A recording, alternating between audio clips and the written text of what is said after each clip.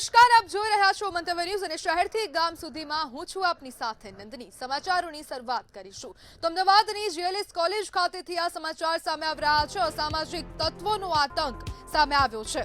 અમદાવાદની જીએલએસ કોલેજની પાસે અસામાજિક તત્વોએ આતંક મચાવ્યો છે। અસરવાના બુટલેગર કિશોર લંગડાના પૌત્રએ આતંક મચાવ્યો છે।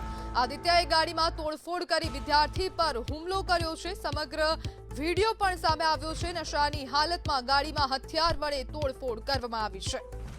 ત્યારે આદિત્યએ વિદ્યાર્થીઓને રિવોલ્વર પણ બતાવી હતી। તો જીએલએસ કોલેજની બહાર આતંક જોવા મળી રહ્યો છે। લુખા તત્વોનો આતંક। બનાવની જાણ થતા નવરંગપુરા પોલીસ સ્થળ પર પહોંચી હતી। કાર્યવાહી હાથ ધરવામાં આવી છે।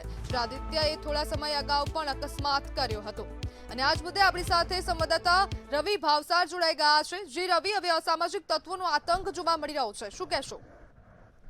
બિલકુલ થી જો વાત કરવામાં આવે તો જે પ્રમાણે અમદાવાદના લોગાણ પાસે આવેલી ખાનગી કોલેજની બહાર જે મારામારીના જે દ્રશ્યો છે તે ખૂબ જ ભયંકર દ્રશ્યો છે તે સામે આવે છે। જો વાત કરવામાં આવે તો જે પ્રમાણે જે માહિતી મળી રહી છે કે બુટલેગર કિશોર લંગડાનો પુત્ર જે આદિત્ય છે તેને દ્વારા જે અલગ જે બીજી ગાડી છે તો બીજી ગાડીના કાચ છે તે કાચ તોડવામાં આવ્યા છે। સાથે જ જો વાત કરવામાં આવે તો જે પ્રમાણે જે આદિત્ય છે તે આદિત્ય વિરુદ્ધ અગાઉ પણ જે હિટ એન્ડ રનનો જે કેસ છે તે કેસ આગળ થયો હતો, જેમાં એક વ્યક્તિનું જે મોત છે તે મોત નીપજ્યું હતું। સમગ્ર મામલે હાલ તો નવરંગપુરા પોલીસ દ્વારા જે ફરિયાદ નોંધવાની જે કામગીરી છે તે કરવામાં આવી રહી છે। પરંતુ જે પ્રમાણે અમદાવાદની અંદર ધોળા દિવસે જે પ્રમાણે જે ગાડીના કાચ છે તે તોડવામાં આવે છે, સાથે જ ક્યાંક ને ક્યાંક સમગ્ર અમદાવાદમાં જે ભયજનક માહોલ ઉભો કરવાની જે વાત છે તે વાત સામે આવી રહી છે। એટલે કહી શકાય કે આવા અસામાજિક તત્વો વિરુદ્ધ પોલીસ દ્વારા કડકમાં કડક કાયદાનો જે પાલન છે તે કરવું જોઈએ ને કડકમાં કડક જે કલમો છે તે લગાવીને જે કાયદેસરની કાર્યવાહી છે તે કરવામાં આવી જોઈએ। જી બિલકુલ રવિ, આભાર।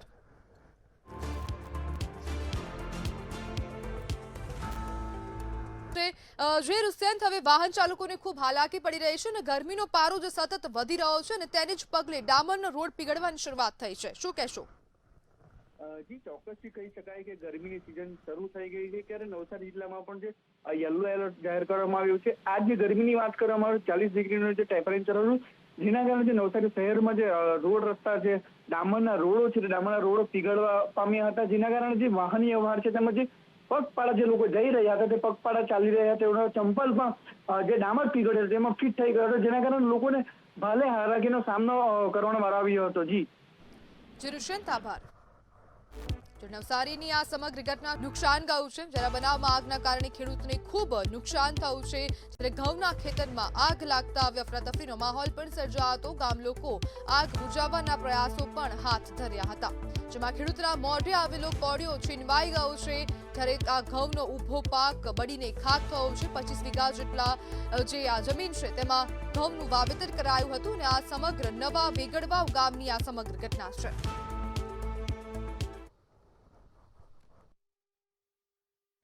આજે અમારા નવા વેગડવાવ ગામમાં દલવાડી શંકર શામજી, ખેંગાર શામજી અને ચંદુ શામજીના શિયાળુ પાકમાં ઘઉંનું વાવેતર કરેલ હતું।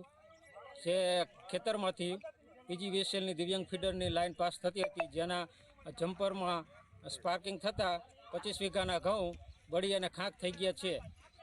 અગાઉ અનેક વખત હળવદ તાલુકાના ડેપ્યુટી રૂબરૂ રજૂઆત કરી છે, તેમ છતાં રિપેર કરવા આવતા નહોતા અને આ તાત્કાલિક ધોરણે રિપેરિંગ થાય અને યોગ્ય વળતરની સહાય મળે એવી લાગણી અને માગણી છે।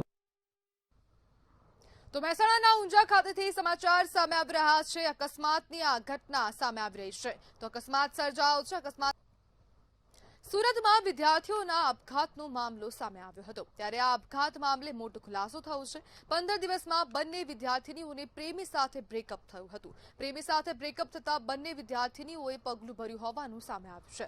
વિદ્યાર્થીનીઓના મોબાઈલ ફોન તપાસતા મોટો ખુલાસો થયો છે।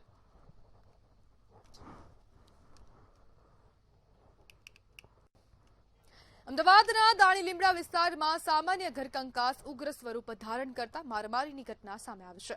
આરોપીઓએ લાકડી અને છરી જેવા જીવલેણ હથિયારો વડે હુમલો કરતા એક પુરુષ અને એક મહિલા ગંભીર રીતે ઇજાગ્રસ્ત થયા છે। આ મામલે દાણી લીમડા પોલીસે તાત્કાલિક કાર્યવાહી કરીને રફીક અને રેશમા નામના 2 આરોપીઓની ધરપકડ કરી છે અને આગળની તપાસ હાથ ધરી છે।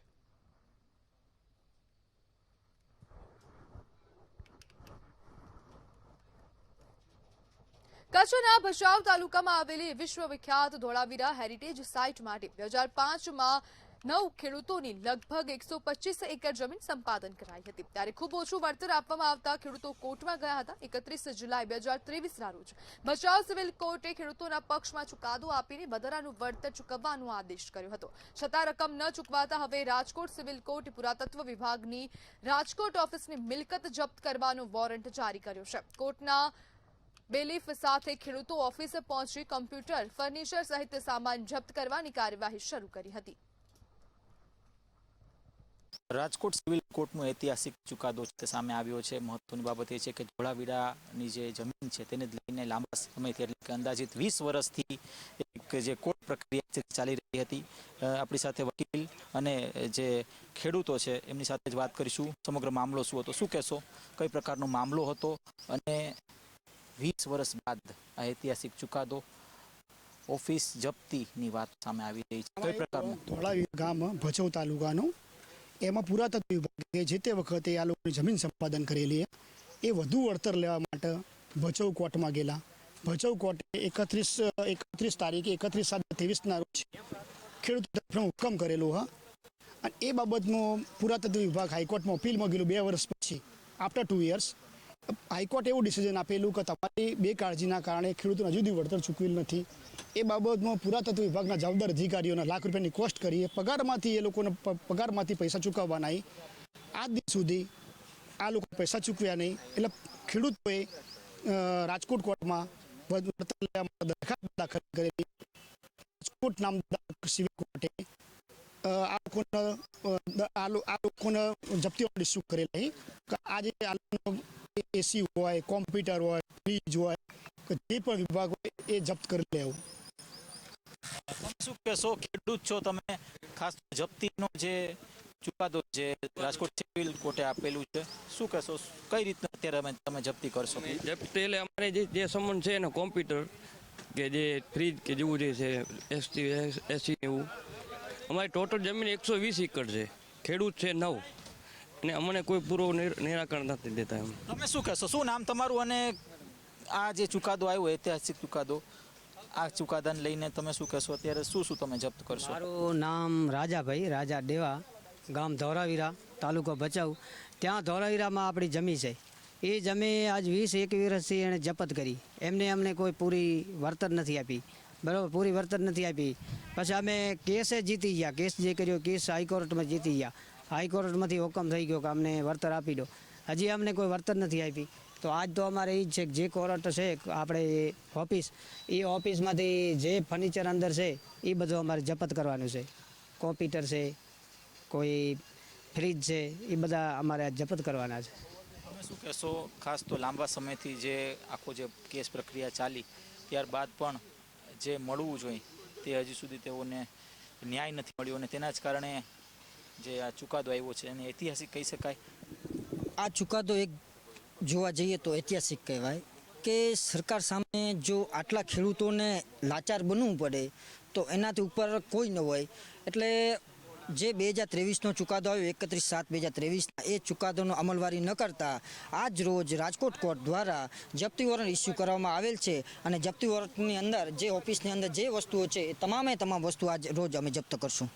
સ્પષ્ટપણે કહી શકાય કે હાલ અત્યારે જે રીતના જપ્તીનો જે હુકમ છે તે કરવામાં આવ્યો છે અને તેને જ લઈને ખેડૂતો પણ હાલ અત્યારે એ અપેક્ષા રાખી રહ્યા છે કે આગામી સમયમાં જે એએસઆઈ ઓફિસની જે વસ્તુઓ છે તેની જપ્તી થાય અને ક્યાંક ને ક્યાંક એ જપ્તી એના વેચાણ બાદ તેઓને પોતાનું જે વળતર છે તે ચૂકવવામાં આવે. કેમેરા પર્સન લલિત વ્યાસ સાથે ધ્રુવ કુંડેલ, રાજકોટ. અમદાવાદના એસજી હાઈવે પર એક કોમર્શિયલ કોમ્પ્લેક્સમાં આગ લાગી હતી. આગ એસી અંદર અચાનક લાગી હતી. આગ લાગતા લોકોમાં ગભરાટ જોવા મળી હતી. ઓફિસ એસીમાં લાગેલી આગથી ફર્નિચર પણ સળગી ચૂક્યું હતું. આગ લાગતા સ્થાનિકોએ ફાયર વિભાગને જાણ કરી હતી. પ્રહલાદનગર ફાયર વિભાગે આગ પર પાણીનું મારું ચલાવીને આગ પર કાબુ મેળવ્યો હતો.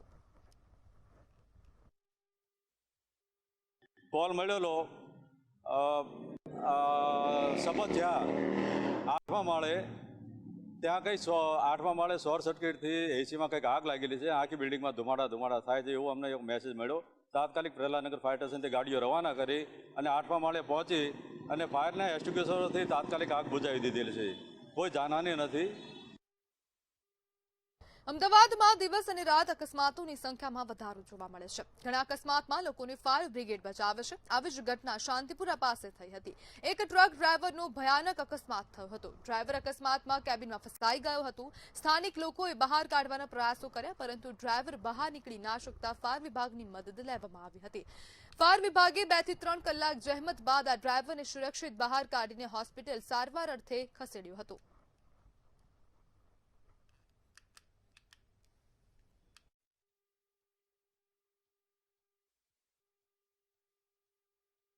મારું નામ Solanki Manobhai, Prahladnagar fire station fire officer. हाँ, रात्रे हमने 9:34 शांतिपुरा सर्कल जोड़े एक एक्सिडेंट थयो छे. आरसीसी मिक्सर जे आवे छे ए मिक्सરમાં આ એક્સિડન્ટ થયેલો અને માણસ ફસાયેલો ડ્રાઈવર. હવે આપણે પ્રહલાદનગર ફાયર સ્ટેશનથી ગાડીઓ તાત્કાલિક રવાના કરી અને ઇમરજન્સી ઇક્વિપમેન્ટ જે આપણા હાઇડ્રોલિક છે ચાલુ કરી અને તાત્કાલિક માણસને જીવતો બહાર કાઢેલ છે અને 108 મારફતે હોસ્પિટલ મોકલી આપેલ છે. બનાસકાંઠાના પાલનપુરમાં ગેસના બાટલાના ભાવ વધારાના વિરોધમાં મહિલા કોંગ્રેસ દ્વારા સૂત્રોચ્ચાર સાથે ધરણા કાર્યક્રમ યોજાયો હતો. કોંગ્રેસની મહિલાઓએ છાજિયા લઈને મોંઘવારી સામે વિરોધ નોંધાવ્યો અને સરકાર વિરુદ્ધ નારા લગાવ્યા.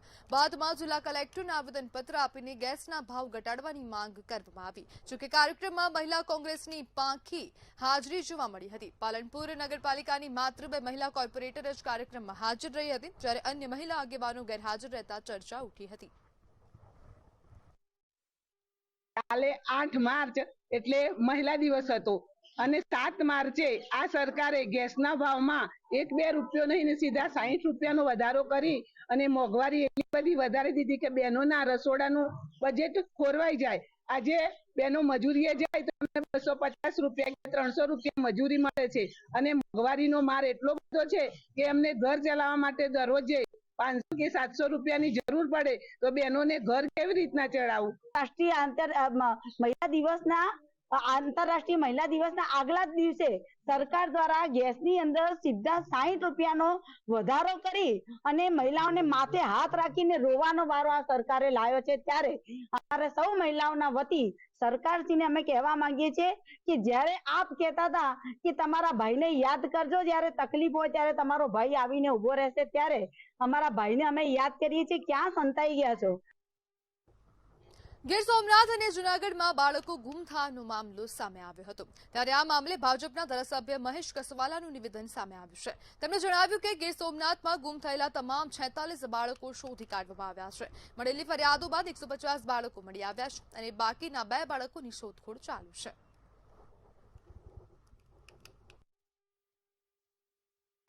ઓથેન્ટિક આંકડાઓ લઈને આવ્યો છે. જ્યાં સુધી પ્રશ્ન જૂનાગઢ જિલ્લાનો અને ગીર સોમનાથનો છે ત્યાં સુધી ફરી એક વખત કહું છું કે ગીર સોમનાથમાં 100% ડિટેક્શન રેટ છે. તમામ બાળકો મળી આવ્યા છે, જ્યારે જૂનાગઢની અંદર 152 બાળકો જે ગુમ થયાની ફરિયાદ છે એમાં 150 મળી આવ્યા છે. માત્ર 2 બાકી છે અને 2 પણ બહુ ઝડપથી મળી જશે એ પ્રકારની સરકારની કાર્યવાહી ગૃહ વિભાગની. સુરેન્દ્રનગર જિલ્લામાં સસ્તા અનાજ દુકાનદારોએ તેઓની પડતર માંગણીઓને લઈને આવેદનપત્ર આપવામાં આવ્યું હતું. કમિશન મોડું મળવા બાબત તેમજ સરકારી કામ કરાવવાના વિરોધમાં ડીએસઓને આવેદનપત્ર આપવામાં આવ્યું હતું અને કામગીરીમાંથી મુક્ત આપવી અને ટાઈમસર કમિશન આપવા રજૂઆત કરાઈ હતી.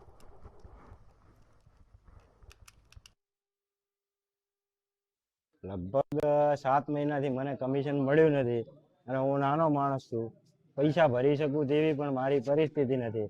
તો હવે કાં તો મને કમિશન મળે અને કાં તો ગવર્મેન્ટ મારું રાજીનામું સ્વીકારી લે, એવી અમારી છેલ્લી અપેક્ષા છે. અત્યારે બહુ તકલીફ.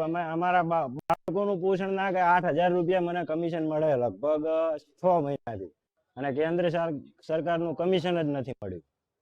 7-8 મહિનાથી જો કમિશન ના મળે તો 8 મહિનાના પૈસા કેવા થાય ને અમે માલ ભરવાના પૈસા ક્યાંથી લાવીએ? સરકારની યોજનામાં અમે ઉત્સુક છીએ, સરકારની કામગીરી કરવા માટે અમે બંધાયેલા છે, એમાં ના નહીં. પણ ભૂતકાળમાં અમે કેવાયસીની કામગીરી કરી, અમને આજે કોઈ વળતર ચૂકવેલ નથી અને પાછું અત્યારે સીબીડીસીનો એક વધારાની કામગીરી અમને આપવામાં આવે છે. સીડીબીસીની કામગીરી જો 20 રૂપિયા જો ચૂકવવામાં આવે તો અમને એનું વળતર કેમ નહીં? સીડીબીસી એ કામગીરી અમારા નોલેજ બહારની વાત છે અને એ વીસીએ કામ કરવાનું હોય છે, તો અમારી પર આ પ્રકારનું કોઈ દબાણ ન થાય એવી બાબતે અમે સરકારમાં રજૂઆત કરવા આવ્યા છીએ. નિયમિત અમને પોષણક્ષમ જે આવક મળવી જોઈએ એ મળતી નથી. યોગ્ય કમિશન સરકારના પરિપત્ર પ્રમાણે અમને આજ તારીખ સુધીમાં સુરેન્દ્રનગર જિલ્લાના ઘણા બધા વેપારીઓને અમને કમિશન મળતું નથી, અને સરકારમાં જે કમિશન અમને મળવા પાત્ર છે એ સ્પર્શ અને ગુજરાત સરકાર બંનેની સ્પષ્ટતા અમારા દુકાનદારોને આજે પણ અમે અસમજમાં અને અસ્પષ્ટ છીએ. દહેજ દરિયા કિનારે લો ટાઇડ દરમિયાન નાની ક્રીકમાં ફસાયેલી 2 ડોલ્ફિનનું સફળ રેસ્ક્યુ કરવામાં આવ્યું હતું. બિરલા કોપર જેટી નજીક કામ કરતી મોટર લોન્ચ અલ હૈદરીના કામદારોએ ડોલ્ફિનને જોયા બાદ તરત બચાવ કામગીરી હાથ ધરી હતી.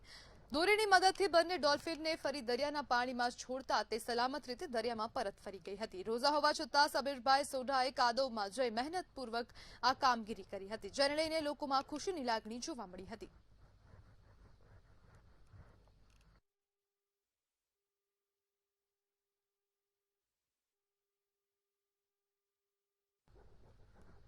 સુરેન્દ્રનગરના લખતર તાલુકાના સદાદ ગામમાં નવનિર્મિત બ્રિજનું લોકાર્પણ કરવામાં આવ્યું છે. લખતર દસાડાના ધારાસભ્ય પીકે પરમારના હસ્તે બ્રિજનું લોકાર્પણ કરવામાં આવ્યું. રૂપિયા 2,90,00,000ના ખર્ચે તૈયાર થનાર બ્રિજનું લોકાર્પણ થતાં રાહદારીઓને પડતી હાલાકીનો અંત આવ્યો છે. આ પ્રસંગે તાલુકા પંચાયત પ્રમુખ વાસુદેવ પટેલ સહિતના આગેવાનો ઉપસ્થિત રહ્યા હતા.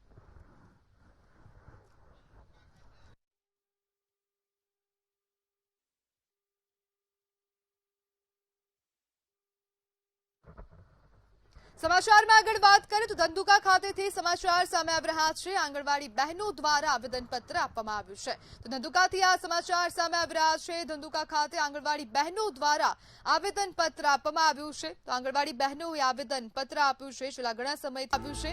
પે સ્કેલ વધારવાની માંગની સાથે મામલતદારને આવેદનપત્ર આપવામાં આવ્યું.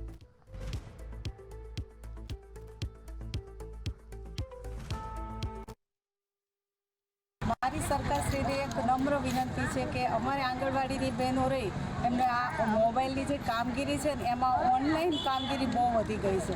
અને એક તો વિતરણ જ્યારે વિતરણ ફેસ કેપ્ચર કરવું, પછી બાળકોના જે એના માટે તે એના વાલીને ઓટીપી જાય એટલે ઓટીપી વાલી આપે નહીં, પછી બાળકોના જે જન્મના દાખલા છે BRN એ પાછા એડ કરો, બધી મુશ્કેલીઓ બહુ બધી છે. તો સરકારશ્રી નમ્ર વિનંતી છે કે આ કામગીરીનું ભારણ જે છે એ આ ઓછું ભણેલી બહેનો છે બરાબર એમની પ્રત્યે થોડુંક ઓછું કરે. મારી માંગણી એ જ છે કે સરકારે અમને 6 મહિના પહેલાં આદેશ આપેલો છે કે 24,800 પગાર થશે, પણ હજી સુધી અમારો અમલવારી કંઈ કરી નથી. આટલા 2-3 બજેટ બહાર પડી ગયા છતાં અમારું કંઈ સરકાર સાંભળતી નથી, અને અમારી જોડે મોબાઈલ નથી, અને અમારા મોબાઈલમાં 6 થી 7 એપો અમારે કામ કરવાનું થાય છે. તો અમારે કેવી રીતે કામ કરવું, અને વારંવાર ફોન હેંગ થાય છે. અમારે અમારું કામ કરવું મોબાઈલમાં કે સરકારશ્રીની એપોનું કામ કરવું. અમારી માંગણી સરકાર પાસે એટલી જ છે કે અમે જે ઓનલાઈન કામગીરીનો બહિષ્કાર કરીએ છીએ, અમારી જે માંગણી છે, જે સરકાર પગાર 24,800 એ અમને અમલમાં મૂકી દીધો, વરસ થઈ ગયું પણ હજી સુધી કાંઈ જ અમને ચૂકવવામાં આવ્યું નથી. તો અમે એટલું જ સરકારશ્રીને આવેદનપત્ર આપ્યું છે કે કામગીરીનો બહિષ્કાર કરીએ છીએ. અમે ઓનલાઈન કામગીરી કોઈ નહીં કરીએ. અમે બાળકોને પૂર્વ પ્રાથમિક શિક્ષણ આપશું, નાસ્તો આપીશું, આંગણવાડી કેન્દ્ર ખુલ્લા રાખીશું. એક ઓનલાઈન કામગીરી અમે નહીં કરીએ. તો વલસાડ નગરપાલિકાની બેદરકારી સામે આવી છે. 2 મહિના પહેલા જ જે રોડ બનાવવામાં આવ્યો હતો તે ગરમીનો જે પારો વધી ગયો છે તેના કારણે પીગળી ગયો છે. સમાચાર સામે આવી રહ્યા છે વલસાડ ખાતેથી. વલસાડ નગરપાલિકાની બેદરકારી સામે આવી છે. 2 મહિના પહેલા જ બનાવવામાં આવેલ રસ્તો પીગળી ગયો છે. વલસાડની આ સમગ્ર ઘટના ઉનાળાની શરૂઆતમાં જ ડામર નગરપાલિકા હમણાં ઘણી ફરિયાદ બાદ 2-3 મહિના પહેલા જ આ ડામર રોડ બનાવવામાં આવ્યો હતો. ડામર રોડ બન્યો, ભાઈ થોડો ઘણો ખોદીને એ લોકોએ રોડ બનાવ્યો. ત્યારે અમને એમ લાગતું હતું કે ભાઈ આ રોડ સારો બન્યો છે, પણ હાલને તબક્કે ગરમીને લીધે આ રોડ એટલો બધો ઉપર આવી ગયો છે ને કોઈ વ્હીકલ જાય ને હાલને તબક્કે તો નાના સ્કૂટરવાળા સ્લીપ બી થઈ જાય, પડી બી જાય, એટલો બધો આ રોડ ગરમીને લીધે બધો ઉપર આવી ગયો છે. હવે મેં કાઉન્સિલરોને બી જાણ કરી છે કે ભાઈ આ તમે કંઈ આનો રસ્તો કરો.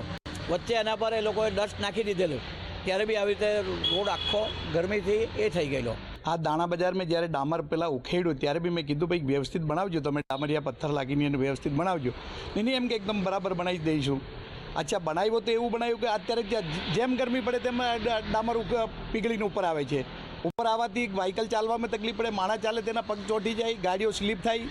એને મારે તો જે કોઈ એનો અધિકારી હોય એને મારે એમ કહેવાનું છે કે ભાઈ તમે આવીને જો, અત્યારે 12 થી 2 ના ગાળામાં આવીને તમે જો તો તમને ઓટોમેટિક ખ્યાલ આવી જશે કે આપણે રોડ કેવું બનાવ્યું છે. કોન્ટ્રાક્ટરને બોલાવીને કોન્ટ્રાક્ટ જેને બનાવ્યો હોય તેને બોલાવો અને એની વ્યવસ્થા કરો તાત્કાલિક. તો સમાચાર સામે આવી રહ્યા છે, જેમાં ભારતીય ક્રિકેટ ટીમના કેપ્ટને હવે ફોટોશૂટ કરાવ્યું છે. સમાચાર સામે આવી રહ્યા છે. તો સમાચારમાં હાલ બસ આટલું છે.